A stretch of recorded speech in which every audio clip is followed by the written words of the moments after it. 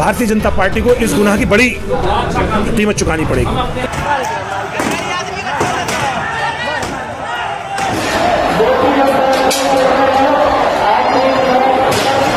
Delhi police को उनके खिलाफ कार्रवाई करनी चाहिए, उन्हें अरेस्ट करना चाहिए और उन्हें वहीं भेजना चाहिए जहां उनकी जगह है, यानी कि जेल में डालना चाहिए। और इस भारतीय जनता पार्टी और आरएसएस ने जो जहर फैलाया है मिलके, इसको कुचलना होगा। नूपुर और नवीन ने न सिर्फ देश के 25 करोड़ मुसलमानों की भावनाओं का आहत किया है, पूरी दुनिया के 200 करोड़ मुसलमानों की दिलादारी की है। देखिए, मैं भारत का जो मज़हब है वो संविधान है।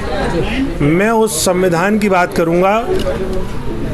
अगर मेरा भारत का संविधान किसी को मुजरिम करार देता है तो उसके खिलाफ सख्त धाराओं में कार्रवाई होनी चाहिए।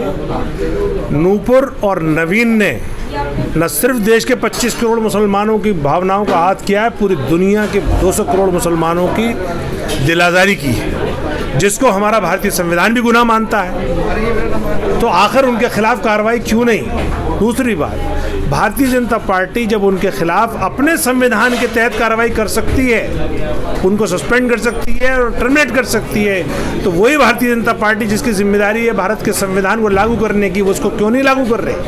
तो हमारा मुतालबा ये है, कौन क्या कह रहा है उससे हमें फ़र्क नहीं पड़ता। हम ये कह रहे हैं कि इन दो गुनहगारों के खिलाफ सख्त से सख्त कार्रवाई होनी चाहिए, क्योंकि इन्होंने देश की छवि पूरी दुनिया में धूमिल की है।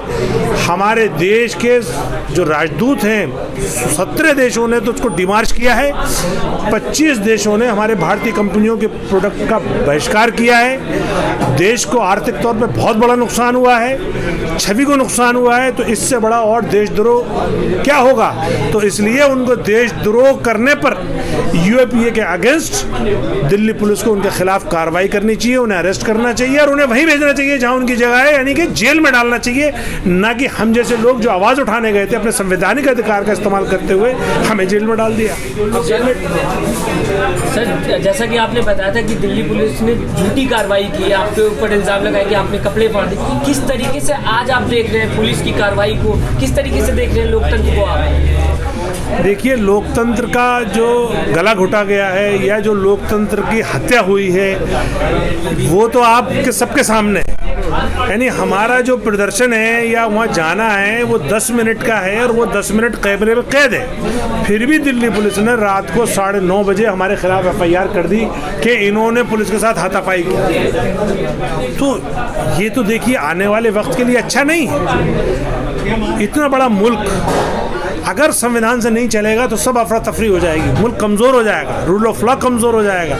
तो नूपुर शर्मा और नवीन जिंदल के गुनाह से भी बड़ा गुनाह है ये दिल्ली पुलिस का कि वो अपने निर्दोष भारतीयों के खिलाफ इतनी सख्त कार्रवाई कर रहे हैं। सर, जिस तरीके से बाहर पूरे देश को पता है कि हिंदू मुसलमान लगातार होते हुए दिखाई दे रहा है, लेकिन जब आप दिल्ली प्रेसिडेंट हैं MIM से और आपके सामने कोई कहता है पाकिस्तान चले जाओ, सर इस बयान को किस तरीके से देखते हैं? आम जनता के ऊपर क्या होगा आपको? देखिए, ये जो भारतीय जनता पार्टी और आरएसएस ने सिस्टमेटिकली जहर फैलाया है वो इतना ख़तरनाक फैलाया है, इतना डीप कर गया है कि आम भारतीय में ये फीलिंग आ गई कि वो लोग इस चश्मे से देखने लगे। तो इस जहर को हमें रोकना होगा। ये मुल्क सबका है, इस मुल्क में तमाम मज़ाहिब, तमाम कौमें, तमाम कल्चर खुशी से रहते चले आए हैं। हज़ारों साल से हमारी सभ्यता है और अगर हमें विश्वगुरु बनना है, तरक्की करनी है, तो हमें फिर उसी रास्ते पर आना होगा, नहीं मोहब्बत को वापस लाना होगा। और इस भारतीय जनता पार्टी और आरएसएस ने जो जहर फैलाया है मिलके, इसको कुचलना होगा, इसको निगेट करना होगा और हर लेवल पे करना पड़ेगा। सोशल मीडिया पे करना पड़ेगा, मीडिया पे करना पड़ेगा, सड़कों में करना पड़ेगा, प्रिंट मीडिया पे करना पड़ेगा और ओपनली बोलना पड़ेगा। और सबसे बड़ी बात तो ये है कि भारतीय जनता पार्टी के जुल्म के खिलाफ सबको उठ खड़े होना। सर, प्रधानमंत्री बोलते हुए दिखाई नहीं दे रहे हैं। कश्मीर फाइल्स आई, उस पर बोला उन्होंने। कई ऐसे विवाद होते हैं जिसमें वो बोलते हुए दिखाई दे रहे हैं। पूरे देश में आग लगी हुई है, लेकिन प्रधानमंत्री इस समय चुप होते हुए दिखाई दे रहे हैं। उनको किस तरीके से देख रहे हैं आप? देखिए, भारतीय जनता पार्टी और आरएसएस और हमारे प्रधानमंत्री ये सब एक हैं। सच्ची बात तो ये है कि प्रधानमंत्री तो हमारे भी हैं जब हम 25 करोड़ मुसलमान देश का चीख चीख कर आवाज़ लगा रहा है, सड़कों पर अपने गोलियां खा रहा है, पत्थर खा रहा है, NSA लगवा रहा है, सख्त धाराओं में जेल में जा रहा है, लेकिन वो एक मुतालबा कर रहा है कि भाई तुम इनको जेल भेज दो, लेकिन हमारे प्रधानमंत्री पे कोई असर नहीं है, उनकी चुप्पी नहीं टूट रही है। ये देश के लिए दुर्भाग्य है। हमारा ये आपके थ्रू ये डिमांड है कि देश के प्रधानमंत्री को अपनी चुप्पी तोड़नी चाहिए और देश के सामने आके ये बात कहनी चाहिए कि देश में संविधान का राज चलेगा और संविधान के अंतर्गत जो इन्होंने गुनाह करा है इनको सज़ा मिलेगी। तो ये बात जो है हमारे और आपके सबके लिए जो है सोचने की भी बात है और सवाल करने का भी है कि देश के प्रधानमंत्री आखिर कब बोलेंगे और क्या बोलेंगे, हमें भी इंतज़ार है। हम उम्मीद करते हैं कि वो जल्दी बोलें। अब जेल में भेजने की बात कर रहे हैं, लेकिन जो बीजेपी है पूरी बीजेपी इनका समर्थन में उतर गई है। उमा भारती कह रही है कि नुपुर शर्मा दलदल में फंस चुकी है, सभी हिंदुओं को एक हो जाना चाहिए। देखिए, मैं फिर वही कहूँगा, भारतीय जनता पार्टी सिर्फ पॉलिटिकल पार्टी नहीं रही है, वो देश की सत्ता चलाने वाली पार्टी है। जो पार्टियां सरकार में आ जाती हैं उनका धर्म संविधान से बंध जाता है। जब भारतीय जनता पार्टी जो है वो अपने संविधान के तहत तो कार्रवाई कर सकती है, देश के संविधान के तहत क्यों नहीं कार्रवाई कर रही? तो उसमें उमा भारती भी आती हैं, उमा भारती भी मंत्री हैं, उनकी जिम्मेदारी है कि देश के संविधान को लागू कराएं वो। अगर उमा भारती ये सवाल कर रही हैं तो उमा भारती को सबसे पहले तो अपने पद से इस्तीफा दे देना चाहिए।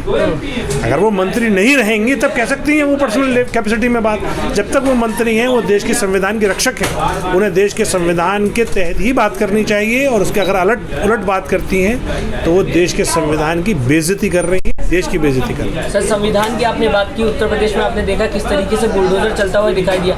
बुलडोजर जो कि संविधान के अंदर भी तहत नहीं आता है। आफरीन फातिमा जिन्होंने आवाज़ उठाई, ऐसे कई लोग हैं जिनके ऊपर UAPA भी लगा हुआ है। लेकिन नुपुर शर्मा जिन्होंने देश की छवि खराब की, रिलेशनशिप काफ़ी दोस्तों के सामने साथ खराब की, उनके ऊपर कुछ नहीं कार्रवाई हो रही है। देखिए, ये तो भारतीय जनता पार्टी ने एक नया चलन चलाया है बुलडोज़र का। ये तो तानाशाही की भी इंतहा है। यानी जब तानाशाही हुआ करती थी तब भी ऐसा नहीं होता था कि कोई गलती करे और उसका घर गिरा दिया जाए। मैं समझता हूँ भारतीय जनता पार्टी को इस गुनाह की बड़ी कीमत चुकानी पड़ेगी। हिटलर को भी यही गलतफहमी थी, मुसोलिनी को भी यही गलतफहमी थी और जितने दुनिया में तानाशाह गुजरे सबको ये गलतफहमी थी कि वो कभी ख़त्म नहीं होंगे। अरे एक दिन सबको जाना है, इन जालिमों को भी जाना पड़ेगा। और इन्होंने जो कुकृत्य किए हैं, किसी मासूम का प्रदर्शन करने के जुर्म में आपने घर गिरा दिया, ये माफ़ नहीं किया जाएगा। ये इतिहास में भी लिखा जाएगा और काले अक्षरों से लिखा जाएगा। और जो लोकतंत्र का जो हत्या की है, यानी कि तमाम जुडिशरी और पुलिस, उसका तो कोई काम ही नहीं बचा फिर। तो इसलिए ये मुल्क के लिए, रूल ऑफ लॉ के लिए बहुत ही दुर्भाग्यपूर्ण है। चैनल को लाइक, शेयर एंड सब्सक्राइब करें और बेल आइकन दबाना ना भूलें।